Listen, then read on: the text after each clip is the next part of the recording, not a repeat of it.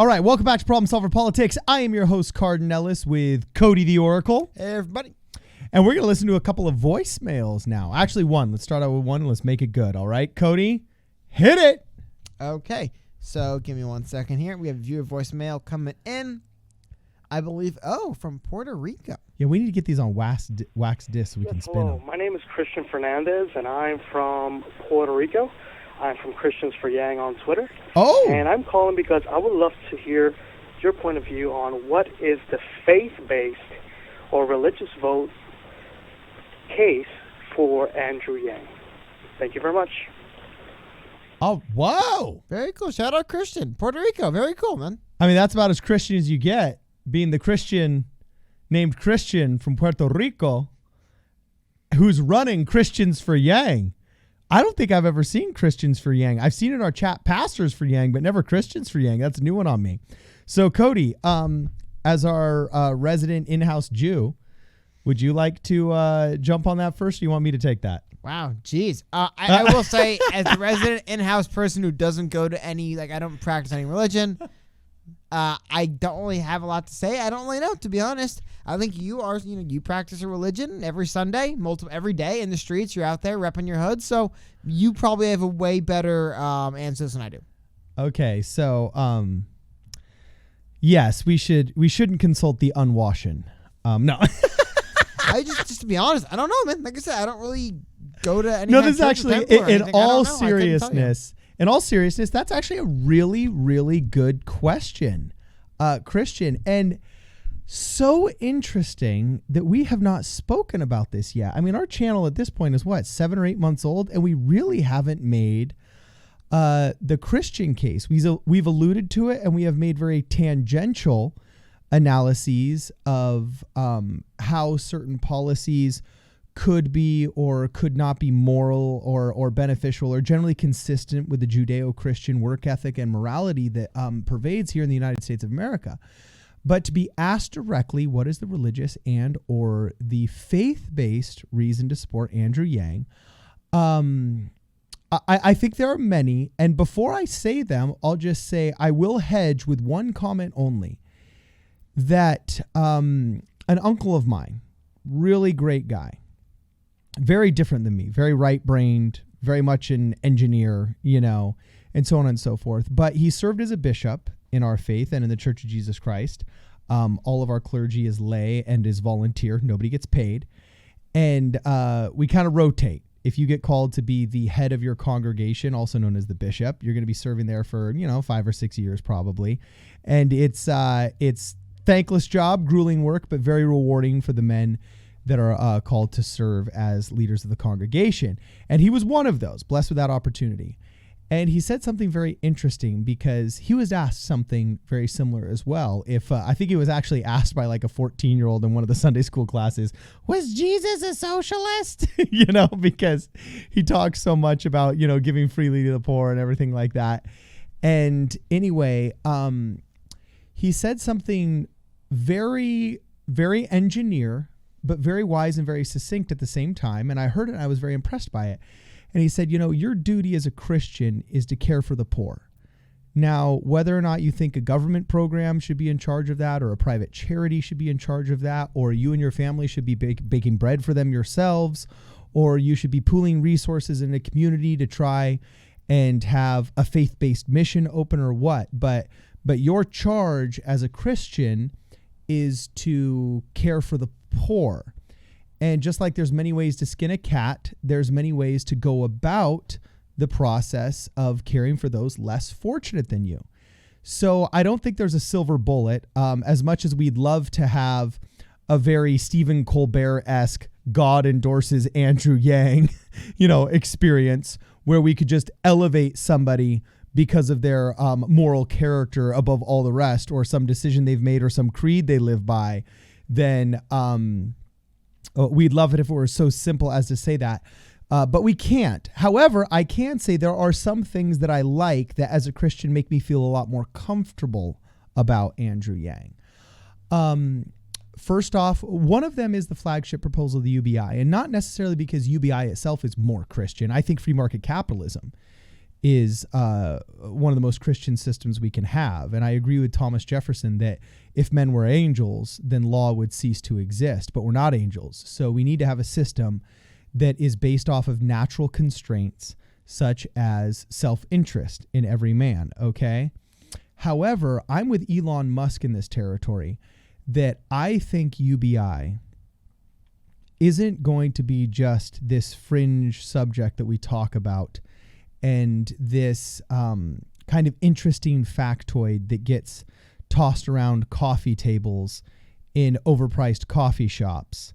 I think sooner than later it is going to become a necessity, but it will also be a blessing because, well, it could be a blessing or a curse because, as Elon Musk said, it will force us to take a look at and address the deeper questions of humanity. Now, he didn't say what those deeper questions were, but I do believe that one of the biggest questions man has is a crisis of identity. Who are we at our deepest core?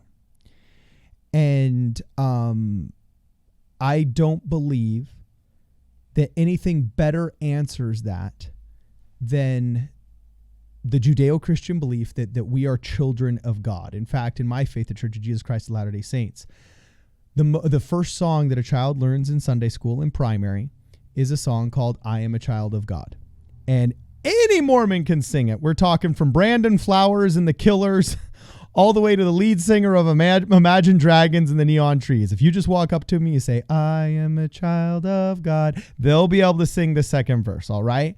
And it is actually now the most translated song in the world.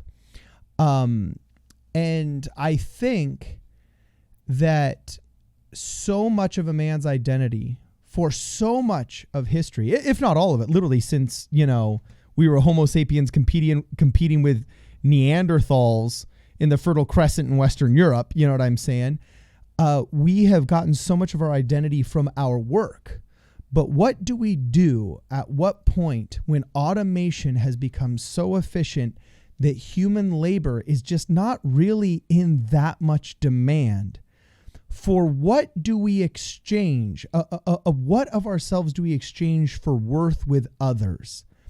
And you can't tell me that the opioid crisis that we're in right now, that the crack epidemic of the 80s and 90s wasn't partially also an identity crisis due to a man's inherent need to have a sense of identity and belonging, which predominantly, unfortunately, came from work, but I think should come from God. I think that we all should feel and love each other because we inherently understand that we are children of a loving Heavenly Father and that we are not physical beings having a spiritual existence, but spiritual beings going through a temporary physical existence. So something that makes me feel more comfortable with Andrew Yang and a lot of the ideas he proposes is that I feel like if we could get UBI going, universal basic income, that we would avoid all of the plaguing social ills that are accompanied with leftist secularism and communism and socialism. And we would have capitalism that starts at zero, where there's freedom that men have to believe what they want and to explore their beliefs. And starts to at 1,000, right now, 0. Oh, sorry, that's what I meant. Yeah, capitalism starts at 1,000, not 0. Thank you for correcting me. So I'm excited about Andrew Yang's candidacy because I hope it's moving the Overton window to a place in which we can begin getting some of these physical needs out of the way so we can address the spiritual ones. And many people don't know this because Mormons very much believe in giving anonymously, just as Jesus Christ said when he was on earth that, if you give to be seen of men, then your rewards are here on earth. And if you give to be seen of God and give anonymously or give, without seeking recompense or recognition, then your reward is in heaven. So Mormons are very quiet about a lot of their charity, but they're extremely charitable people. And have what some consider the most efficient welfare program in the world, but definitely one of the largest for a church organization. In fact, they've already given in excess of, it's a 20 or 30-year-old program. Actually, no, more than 50-year-old program, I'm sorry, that has already given in excess of $1 billion worth of aid in various scenarios. And I think just last year, they gave over $30 million of services in over 60 different countries, including, typhoon relief in Tonga, vision services, well building in Africa.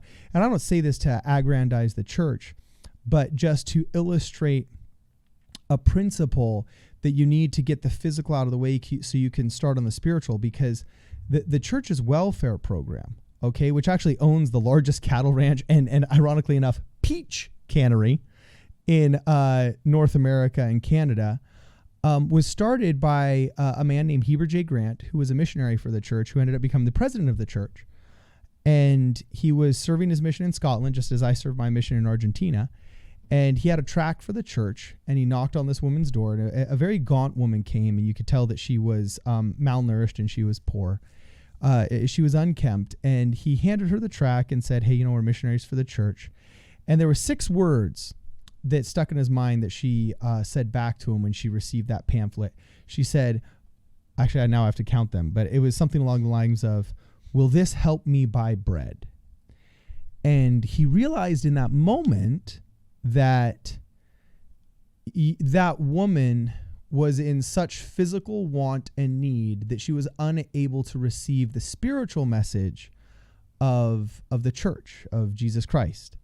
And so he decided, okay, we need to have a church welfare program that can lift people up out of physical poverty so they are spiritually receptive to a much deeper question of who are we, children of God? How can we help each other get through this difficult experience known as life together, as a family would? And so I look at UBI somewhat through those rose-colored glasses, that we're in the middle of a 4th industrial revolution. We're all brothers and sisters here. At some point, we're going to have to get these physical questions out of the way so we can focus on the deeper spiritual ones. So that right there, I would say, is a very kind of faith-based reason to be enthusiastic about, at least, for example, the Freedom Dividend, the flagship proposal of Andrew Yang. Now, Medicare for All is a totally different story, and we could, we could go down that pathway. Getting 60-year-olds to vote, totally different story. We could go down that pathway, so on and so forth. And we can argue the merits of different policies. But also, generally, I think all of us feel more comfortable with what we perceive as honorable men. And Andrew Yang, whether you agree or disagree, as we do on this show, with many of his policies. I, for example, am huge on his nuclear policy, down on Medicare for All and the 16-year-olds voting and so on and so forth, okay? But whether you agree or disagree with his policies, something that you cannot take away from Andrew Yang that I respect deeply and very much appreciate, and believe is part of the Commission of the United States of America, is something I respect about him is the fact that, he's married to his first wife. Yeah, he has no scandals of cheating on her. He's a good and loving father, and fulfills that commission of husband and father so well that I think he could fulfill the commission of President of the United States of America well.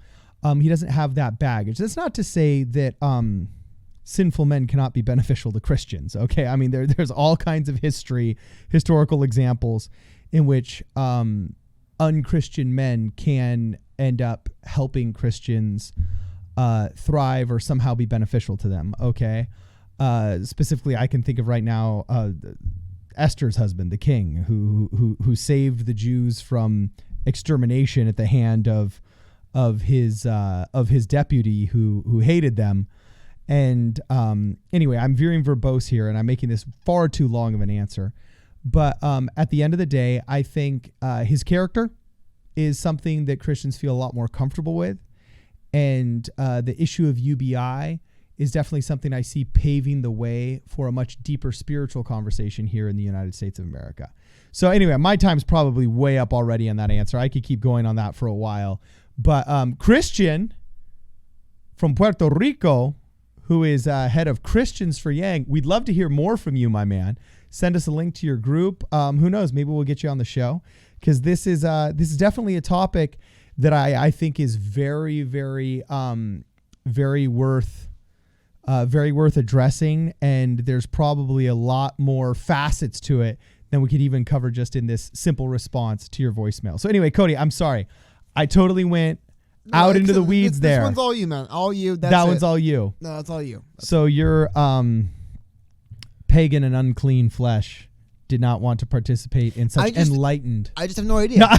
I couldn't tell you. I could not tell you what he could do more. I don't know. So anyway, let us know what you guys think. I think that was a really great question. You should go to Kanye West Sunday service. There we go. That's let's ask Kanye. Yeah. Let's say, well, no, Kanye's big time MAGA. You know what I'm saying? But maybe we could just have him just like there's ranked choice voting. We'll just fake there's ranked choice voting, and say, so who's your number 2, man? If this is your double platinum, who's your single platinum? And we'll see if we can't get him partially Yang Gang. So anyway, let us know what you guys think in the comments below, please. And leave us more voicemails. We love hearing from you guys. Answering the voicemails, listening to the voicemails is one of the favorite things that me and Cody do here in the studio when we're prepping for shows. The number's 1-833-PSP Radio. This is Problem Solver Politics. We will see you guys in the next video.